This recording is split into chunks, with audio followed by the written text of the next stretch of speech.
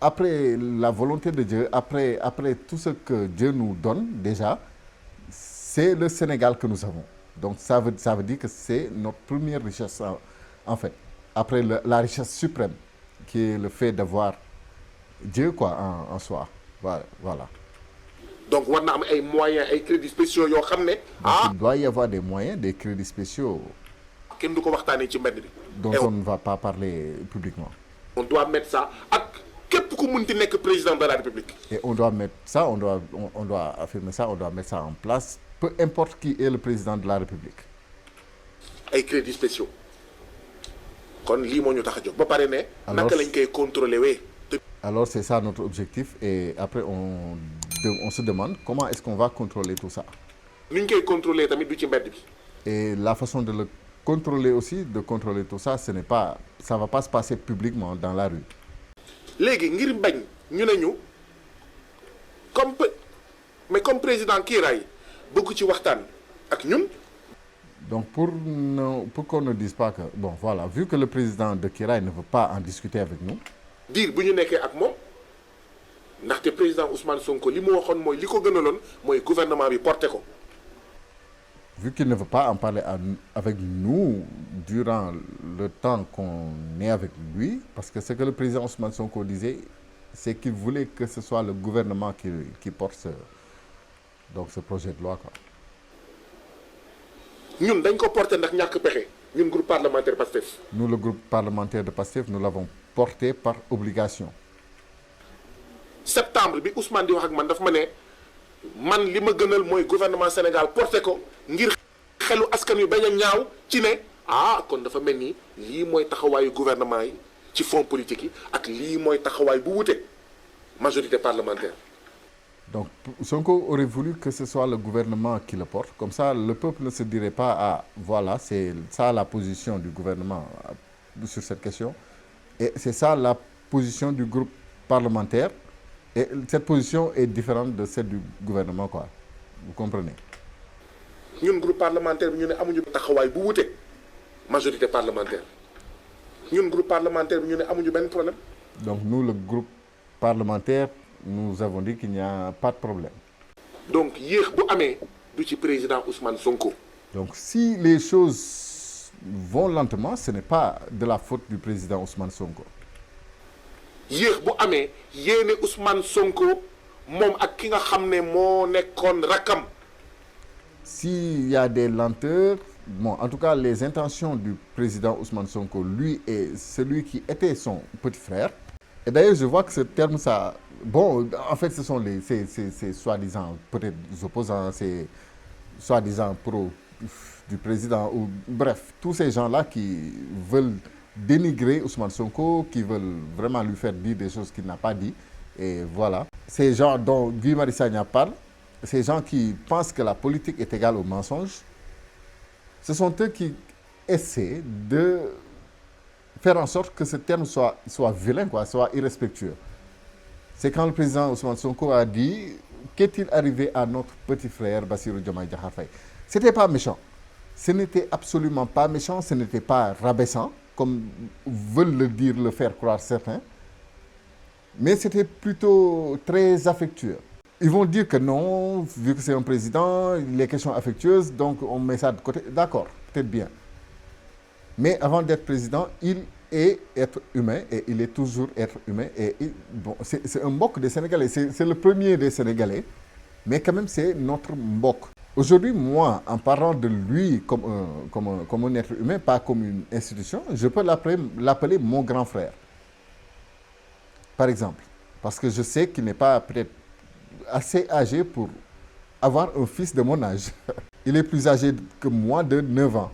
Donc voilà, c'est le grand frère de toute la jeunesse sénégalaise. C'est le père de la nation. C'est le petit frère de Ousmane Sonko, etc., etc. C'est pas méchant. C'est pas du tout méchant. Mais Ousmane Sonko ne refusera jamais, actuellement en tout cas, le président Bassirou Diomaye Diakhar Faye est le père de toute la nation sénégalaise. Ça, par respect des institutions. Aucun Sénégalais ne va refuser ça. Donc, le thème petit frère, c'était pas du tout méchant, quoi. Contrairement à ce que d'autres veulent faire croire. ñu juboo am unité politique et idéologique sur les fonds politiques. Donc ils doivent être en accord, ils doivent s'entendre sur ce qui concerne la question des fonds politiques. muy di jëm loolu de moo tax mu gudd waaye yéene Ousmane Sonko moo nekkoon ci jamono marathon budgétaire atum 2025. Donc il a essayé, il a réessayé, et c'est ça qui a pris du temps. Mais les intentions du président Ousmane Sonko étaient au marathon budgétaire de 2025. kon ci jamono marathon budgétaire atum 2025 Ayib mu ngi ni toog. Ayib peut en témoigner. ci jamono marathon budgétaire ñu voté. C'est au moment du marathon budgétaire qu'on a voté le nouveau régime juridique des crédits spéciaux. Le nouveau régime juridique des crédits spéciaux. Malheureusement, l'homme propose et Dieu dispose. Oui, malheureusement, l'homme propose et Dieu dispose, vous comprenez. Voilà, pas besoin de traduire ça, mais voilà. Et les traîtres font ce qu'ils veulent. Ça, c'est Guy Marius Sagna qui le dit. Hein. Je ne sais pas qui a trahi qui est... En tout cas, oui, l'homme propose et Dieu dispose. Les traîtres, eux, font ce qu'ils veulent. Et ceux qui ont été trahis apprennent des leçons. Donc, manquement yooyu lacune normative boobu moo taxoon jóg mbir mi. Donc ce sont ces manquements, ces lacunes normatives qui ont suscité tout ça, quoi, qui motivent cette démarche. Le gouvernement bi indi na ay amendements pour jaxase mélange affaire bi. Le gouvernement a proposé, a amené des amendements pour faire un peu du méli-mélo, quoi, du jaxase mélanger les choses, quoi, pour embrouiller les... I don't know, je ne sais pas, je ne fais que traduire, quoi. Ma traduction n'est peut-être pas parfaite, mais quand même, on comprend que c'est du jaxase mélange, du méli-mélo, de l'embrouillage, quoi. ñun ñu wax gouvernement bi yow guérilla gouvernementale ngay def. Et nous avons dit au gouvernement que vous faites de la guérilla gouvernementale. maanaam yow bëggoo ñu contrôler bëggoo mu leer. C'est-à-dire, vous ne voulez pas contrôler, vous ne voulez pas que les choses s'éclaircissent. bëggoo déclarer à la sortie te bëggoo ñu contrôler les fonds politiques. Vous ne voulez pas déclarer à la sortie et vous ne voulez pas contrôler les fonds politiques. kon ça veut dire que bëgguñu lu leer. Alors ça veut dire que vous ne voulez pas que les choses soient claires. lii mooy débat bi. C'est ça le débat. Débat bi du leneen. Ce n'est rien d'autre. bëgguñu déclaration de patrimoine à la sortie dootuma ci wax président Ayib wax na ci bëgguñu. Ils ne veulent pas faire de déclaration de patrimoine à la sortie. Je n'en parlerai plus parce que le président Ayib Daffé en a déjà parlé. ñu contrôler les fonds politiques. Ça veut Ils ne dire veulent pas contrôler les fonds politiques. que dañoo bëgg a enrichir ay nit. Ça veut dire qu'ils veulent s'enrichir et enrichir d'autres personnes. Ce n'est pas votre ambassadeur Djadine qui parle, il ne fait que traduire les mots de Guy Marius Sagna. ci kaw xaalisu Sénégalais yi te loolu duñ ko nangu. Donc ils veulent s'enrichir et enrichir d'autres personnes sur le dos des Sénégalais, quoi, avec l'argent des Sénégalais. Et ça, on ne va pas l'accepter. suñu baat ca kaw nag ñuy jël à témoin le peuple sénégalais. Nous le disons haut et fort et prenons en témoin le peuple sénégalais. Et d'ailleurs, le peuple africain maintenant qui va comprendre ce que Guy Marius Sagna est en train de dire. lépp lu ñu continuer def ñoom ay ndëgg sërëx. Tout ce qu'ils continueront à faire, à poser comme piège, moo xam ñu jaarale ko ci conseil constitutionnel moo xam fu ñu ko munti jaarale moo. que ça passe par le Conseil constitutionnel, peu importe où ils vont passer, par où ils vont passer. xam 1000 amendements moo xam vote bloqué. Que ce soit 1000 amendements, que ce soit vote bloqué. lu ñu munti def comme niñ ko commencé seeni gët ngeen gis ko. Tout ce qu'ils feront comme ils l'ont commencé et que vous voyez clairement sous vos yeux. ngir ñun suñu ay engagement naax saay. Pour que nos engagements se ternissent, s'évaporent. lépp lu ñu yoon may lépp lu ñu constitution may lépp lu ñu règlement intérieur bu assemblée nationale may dinañ ko def. Nous ferons tout ce que la constitution nous permettra, tout ce que la justice nous permettra, tout ce que le règlement intérieur de l'assemblée nationale nous permettra. suñu ay engagement ñu mun ko respecter ñu mun ko appliquer. Pour pouvoir respecter et appliquer nos engagements. dañ koy wax nag ci kaw. On le dit tout haut. ndaxte sénégalais yi lii moo tax ñu doon xeex lii moo tax ñu voté. Parce que c'est pour ça que les Sénégalais se sont battus et c'est pour ça que les Sénégalais ont voté. hold-up électoral warul am. Hold-up électoral ne doit pas se produire quoi. Il ne doit pas y avoir d'hold-up électoral. braquage électoral warul am. Il ne doit pas y avoir de braquage électoral. trahison du mandat des Sénégalais warul am. Il ne doit surtout pas y avoir trahison du mandat des Sénégalais. Oui, ce mandat est le mandat des Sénégalais. Pour une première fois. Parce que moi, c'est ce que je disais depuis le début. Que le Sénégal venait réellement d'atteindre son indépendance, quoi.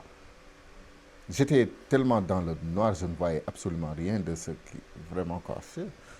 Mais j'y ai cru, comme des millions de Sénégalais ont cru à cela. Mais n'empêche, ce mandat, c'est notre mandat. Et on ne va pas lâcher tout ça si simplement, quoi. Mais voter, donc jubiler, ça, on ne va pas l'oublier. Hein. Ça, normalement, ça devait même être le... Comment dire c'est quoi déjà? Comment ça s'appelle? Un peuple, un but, une foi, c'est le... Oui, la devise. La devise. Ça devait être la devise hein, à partir d'un certain moment. Hein. Comme ça, dans 50 ans, quand on demandera à un Sénégalais comment tu as fait pour récupérer ton pays, il lui suffirait de dire de voter, ndogu jubilé. Donc, lii laa amoon li may wax. Donc, c'est ça que j'avais à vous dire. yokk ci ne wax nañ clairement démb ne ñun lii jéego bu njëkk la. Mais je vais seulement ajouter que nous avons clairement dit hier que ceci n'est qu'une première étape de la démarche. fan yii di ñëw groupe parlementaire Pastef les Patriotes jox leen scoop. Dans les jours qui viennent, le groupe parlementaire du Pastef vous donnera un scoop. fan yii di ñëw groupe parlementaire Pastef les Patriotes dina déposer beneen proposition de loi. Ces jours prochains, le groupe parlementaire du Pastef déposera une autre proposition de loi. buy compléter proposition de loi sur le régime juridique des crédits spéciaux. Donc, qui va compléter la proposition de loi sur le régime juridique des crédits spéciaux. crédits spéciaux la fonds sociaux fonds politiques yeneen crédit la. Donc, les crédits spéciaux sont les crédits spéciaux, les fonds sociaux et fonds juridiques, c'est d'autres crédits, quoi. ñun nag dañoo ne dañuy def benn jéego bu njëkk lu tax ñu commencé bii ndaxte défense nationale la sécurité intérieure la sécurité extérieure du Sénégal la. Alors, nous allons mettre en place des démarches, mais pourquoi on a commencé avec celle-ci, c'est que c'est une question de sécurité nationale. sécurité intérieure la sécurité extérieure du Sénégal la. C'est une question de sécurité nationale, de sécurité intérieure, de défense, de sécurité extérieure du Sénégal. moo ëpp solo lépp. C'est plus important que tout. foofu la ñuy commencer. C'est par là où on va commencer. yii di ñëw dinañ déposer beneen proposition de loi. Ces jours prochains, nous allons déposer une autre proposition de loi. pour encadrer yeneen fonds yi nga xam ne ci la ñuy tappalee. Pour encadrer les autres fonds sur lesquels ils font du tapalé, quoi. ma leen di fàttali ne Assemblée nationale gérewul défense nationale. Je vous rappelle que l'Assemblée nationale ne gère pas la défense nationale. na leen Assemblée nationale gérewul sécurité intérieure leer na leen. L'Assemblée nationale ne gère pas la sécurité intérieure. Vous le savez. gérewul sécurité extérieure. Elle ne gère pas la sécurité extérieure. donc yenn wax yi ay waxu tappale la. Donc certaines de leurs paroles ne sont que des paroles de tapalé, quoi. léegi nag fonds yëpp dina am beneen proposition de loi buy compléter proposition de loi sur le régime juridique des crédits spéciaux. Alors, il y aura d'autres propositions de loi pour compléter la proposition de loi sur le régime juridique des fonds spéciaux. ñaareelu proposition de loi bi sur les fonds sociaux ak ñoom seen li ko tax a jóg mooy. Donc, ce qui motive la deuxième proposition de loi, c'est képp ku doon yore xaalis cash espèce dootoo ko am. plus personne ne disposera plus de cash, quoi. Il n'y aura plus d'argent cash en espèces. dañoo am ministère de la solidarité. Nous avons un ministère de la solidarité. dañoo am ay structures de l'action sociale. Nous avons des structures de l'action sociale. ñooñu la ñu war a jox xaalis boobu ñu contrôler ko. C'est à eux de contrôler cet argent. donc social duñ ko ñun Pastef les patriotes duñ ko wàññi dañ koy yokk. Donc les fonds sociaux, nous, Pastef les patriotes, nous n'allons pas les diminuer, mais au contraire, on va les augmenter. waaye dañ koy aar ngir mu dem ca social ba. Mais nous allons tout contrôler, tout protéger pour que ça aille dans le social. ndaxte nekk Facebook di gis naan waaw nañu dajaleel xaalis diw nañu ketal diw dafa war a def opération dafa war a def chirurgie dafa war a def xawma évacuation te fekk boobu ñu ngi am ay fonds sociaux yoo xam ne kenn du ko contrôler dafa war. Parce qu'on voit sur Facebook des gens faire des quêtes pour soigner quelqu'un parce qu'il doit aller à l'hôpital, il doit faire une opération et tout ça, alors que pendant ce temps, il y a des fonds spéciaux qui doivent servir à ça. war a jeex boobu ñu ngi am ay fonds sociaux yoo xam ne kenn du ko contrôler dafa war a jeex. Alors que pendant ce temps, il y a des fonds sociaux qu'on ne contrôle pas, ça doit cesser. ñun ñëpp suñu xool day jeex bu ñu nekkee ci réseaux sociaux yi ñu naan Fatou mii dañ ko war a ketal ndax. Nous avons tous le cœur meurtri quand on voit sur les réseaux sociaux que quelqu'un a besoin d'aide, qu'on doit faire une quête pour une telle personne. te dafa war a def opération. Parce qu'elle doit faire une opération. Doudou bii dañ ko war a ketal ndaxte dañ ko war a évacuer dafa war a dem faju ji xaw ma Turquie. On doit faire une quête pour Doudou, un exemple, parce qu'il doit aller faire une opération en Turquie ou ailleurs. wala Tunisie. Ou Tunisie. kon suñu xel mësul nangu te du mës a nangu ci jamono jooju. Alors, nous n'accepterons jamais, mentalement, et nous ne l'accepterons jamais. ñuy ketal ay junni ak ay téeméeri sénégalais ci réseaux sociaux yi. Qu'on fasse des quêtes pour des milliers de Sénégalais sur les réseaux sociaux. fekk ne boobu am na ay fonds sociaux ay fonds politiques yoo xam ne kenn du ko contrôler. Alors qu'à ce moment, il y a des fonds sociaux qu'on ne contrôle pas, des fonds politiques qu'on ne contrôle pas. mais buñ ko contrôler dinañ xam ndax mu ngi dugg foofu ak ñoom seen. Mais si on les contrôle, on saura si ça sert vraiment à cela ou pas. buñ ko contrôler quête yooyu dina wàññeeku. Si on les contrôle, ces quêtes diminueront d'intensité, quoi. buñ ko contrôler yéen patriotes yi li ngeen di mobiliser wu pour di dajale xaalis pour faj nit dina wàññeeku. Si on les contrôle, la mobilisation que les patriotes font pour soigner quelqu'un, ça va diminuer, quoi. Pour dire que les fonds sociaux servent à ça. Donc si ces fonds vont là où ils doivent réellement aller, il n'y aura plus besoin de faire de quête pour soigner qui que ce soit. lii kon mooy wax ci crédits spéciaux déposé nañ fan yii di ñëw di ngeen gis beneen proposition de loi sur l'encadrement des fonds sociaux ak ñoom seen. Alors c'est ça qu'il y a à dire. Donc dans les prochains jours, vous verrez une autre proposition de loi sur l'encadrement des fonds sociaux, etc. léegi nag ñoom ñëpp lu ñuy def nii jamono ji ay pièges la. Et tout ce que ces gens font actuellement, ce ne sont que des pièges. dañoo bëgg le statu quo ay tappale ci lañ nekk. Ils veulent le statu quo et ils ne font que du tapalé, quoi. dañoo bëgg ñu maintenir système bi tel quel. Ils veulent maintenir le système tel quel. système bi dafa amoon ñi ci bokk waaye système bi dafa am ñi nga xam ne ay tuubeen lañu. Il y a des gens qui faisaient déjà partie du système, mais aujourd'hui, il y en a d'autres qui viennent d'intégrer, qui ont transhumé, quoi. ñu àndoon ak ñoom doon xeex. Et pourtant, on a été avec eux, nous avons combattu avec eux. bokk benn baat. On avait le même projet. benn say def benn bopp. On était le même groupe. ñoom nag ñu ne ñoom ay tuubeen lañu système bi ñu doon xeex fonds politique yeeg fonds spéciaux yi dañ koy denc ndaxte ñoom dañ ko soxla dañ ko bëgg a politiquer dañ ci bëgg a am xaalis dañ ci bëgg a jox ñoo xam ne warul dugg foofu warul dem foofu. Donc eux, ils disent qu'ils ont transhumé parce que ce même système qu'ils combattaient hier, ils en ont aujourd'hui besoin, voilà quoi, globalement, pour servir leur intérêt. donc président Ayib defe naa bu dee bugguma gudd bu dee am na tomb bu am solo bi ma fàtte nga yokk ko waaye lenn de am na. Donc il a dit au président Ayib, il ne veut pas que ce soit trop long, mais s'il y a un point qu'il a oublié de mentionner, qu'il le lui rappelle, mais qu'il dit que... félicité patriote yi nga xam ne ñoo ñuy seetaan bu ma waxee patriote nag félicité patriote nga yokk ko waaye lenn de am na félicité patriote yi nga xam ne ñoo ñuy seetaan. Guy Marius Sagna félicite les patriotes qui regardent. bu ma waxee patriote nag ñi bokk parti Pastef les patriotes laay waxal. Quand je dis patriote, je parle de ceux qui font partie du parti Pastef.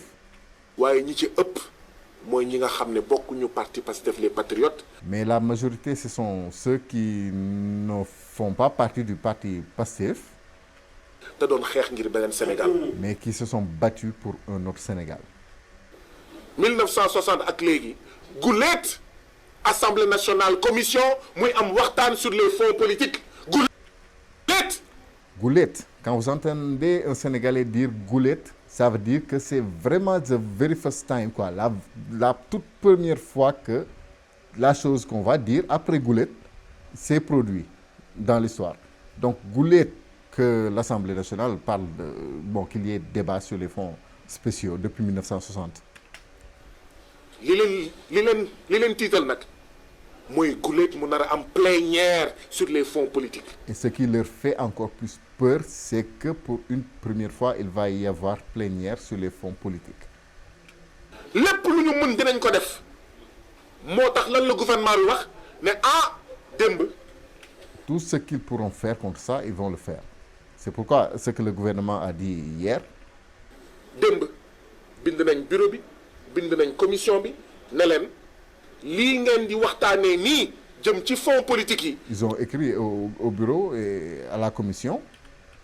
ne leen démb bind nañ bureau bi bind nañ commission bi ne leen lii ngeen di waxtaanee nii. Pour leur dire ce dont vous parlez là actuellement. jëm ci fonds politique yi. À propos des fonds politiques. jëm ci crédits spéciaux yi. À propos des crédits spéciaux. du seen cër. Ce n'est pas votre rôle. waru leen ko def. Vous ne devez pas le faire.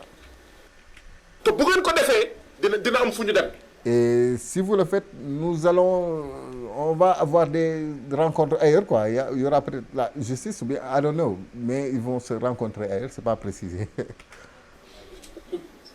bugguñu plénière am. Ils ne veulent pas qu'il y ait plénière. bugguñu waxtaan am. Ils ne veulent pas qu'il y ait débat. Gouvernement bi daf ñu tëkku. Le gouvernement a menacé. li ngeen di def nii c'est du domaine réglementaire. Il leur a dit que ce qu'ils font, c'est du domaine réglementaire. leen ko waxtaanee waru leen ko yëkkati du seen cër yéen député. Vous ne devez pas en parler, vous ne devez pas soulever ce sujet, ce n'est pas votre droit, vous les députés. Les représentants du peuple sénégalais du seen cër. Vous les représentants du peuple sénégalais, ce n'est pas votre droit. te bu ngeen continuer nii dina am fu ñu dem ak yéen. Et si vous continuez comme ça, il y aura des... attention.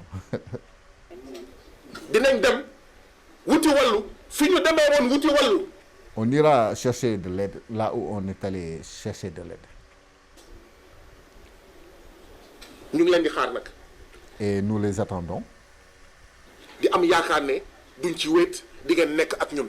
Et nous avons l'espoir que nous ne vivrons pas ça seuls, que vous serez tous derrière nous. quête yi dafa jeex quête yi dafa war a doy quête yi dafa. Parce que les quêtes là, ça doit cesser, quoi. Ça doit se terminer parce que voilà, il y a des fonds sûrement qui doivent gérer, qui doivent combler ces trous. Donc ce n'est pas réellement voilà quoi, de faire des quêtes pour combler certains trous. Il y a des fonds spéciaux pour ça. Voilà quoi. métti nit yi di dee. Les gens meurent. ndax mënuñu dem évacuation. Parce qu'ils ne peuvent pas être évacués. ñu xaalis bu ñu leen di dénk fu ñu koy dugal ñu lànk ne duñ ko xam day jeex jërë ngeen jëf. Parce que nous ne savons pas où ils mettent l'argent qu'on leur confie et ils disent que niet, you will never know. Vous ne saurez jamais. Donc ça ne doit pas se produire. Donc Voilà, c'est la fin de la vidéo. C'était Guy Marius Sagna qui... Ah, oh my God. À un certain moment, on parlait de... Voilà quoi. Mais à cette époque, il ne fallait pas que l'autre parti, l'autre régime, les gens de l'autre côté, pensent qu'il y a un plan B. C'est-à-dire quelqu'un qui pourrait remplacer Ousmane Sonko comme candidat présidentiel. Mais certaines personnes commençaient déjà à parler de ça. Parce qu'on savait, à un certain moment, on savait tous que Sonko ne pourrait pas y aller. Mais avant d'accepter ça, on devait tous dire Sonko est le seul et unique candidat. Comme ça, ses ennemis, disons, allaient se concentrer sur lui et oublier quelqu'un d'autre qui aurait pu être un candidat de substitution. Vous voyez, beaucoup de personnes avaient pensé à Guy Marius Sagna. Oui, beaucoup de personnes avaient pensé à lui. Et c'est lui qui était vraiment connu par le peuple sénégalais. Il avait déjà prouvé sa position, il avait déjà prouvé ses intentions, sa volonté, son amour pour ce peuple, son patriotisme. Il l'a toujours prouvé. Il a vécu des mésaventures comme pas possible, juste à cause de ses positions. Vous le connaissez tous. C'est un député qui n'a pas sa langue dans sa poche, que ce soit à l'Assemblée nationale du Sénégal ou bien à la CEDEAO même. Voilà, c'est quelqu'un qui dit ce qu'il pense, qui dit ce qu'il croit. Et vraiment, je pense que c'est quelqu'un qui, s'il était, bon, à certaines fonctions, en tout cas, peut-être que le pouvoir ne le rendrait pas fou ou bien lui fasse oublier ses principes. Je ne sais pas. Mais peut-être qu'on a toujours encore le droit de douter de ce qui se passe réellement dans les coulisses du pouvoir, quoi. Parce que c'est bizarre. C'est bizarre la façon dont les gens changent une fois au pouvoir. Et je ne sais pas si on peut jurer que toute personne arrivant au pouvoir peut rester digne. I don't know. En tout cas, selon l'histoire, ce qu'on a vu, ceux qui avaient des principes pour le peuple et qui sont arrivés au pouvoir et qui ont continué à respecter tout ça, on a vu ce qui leur est arrivé plus tard. Il faut prendre comme exemple la Libye. Il faut regarder la Libye d'aujourd'hui. Voilà comment elle était avant et comment elle est aujourd'hui. Donc c'est un exemple palpant, c'est un exemple qu'on peut vraiment, dont tous les Africains peuvent apprendre des leçons. Mais bon, voilà. Espérons pour la suite que ce qu'on veut, voilà quoi. Si Ousmane Sonko, par exemple, atteint le pouvoir, va-t-il rester Ousmane Sonko ou bien va-t-il se faire lobotomiser comme beaucoup d'autres? That's just a question. Donc, merci d'avoir suivi la vidéo jusqu'ici. Je vous donne rendez-vous dans la prochaine. Et n'oubliez pas, vous pouvez rejoindre notre groupe. Le lien est soit en description de cette vidéo, soit en commentaire épinglé. Sinon, vous pouvez directement me contacter sur WhatsApp sur le numéro qui s'affiche à l'écran au 77 445 32 03. Si vous n'êtes pas encore abonné, cliquez juste là sur la photo de profil pour vous abonner. Et cliquez là pour regarder une vidéo que je vous propose de regarder et ici pour regarder une vidéo que YouTube pense que vous allez aimer. À vous de faire votre choix. C'était Jadine, votre ambassadeur. À la prochaine vidéo.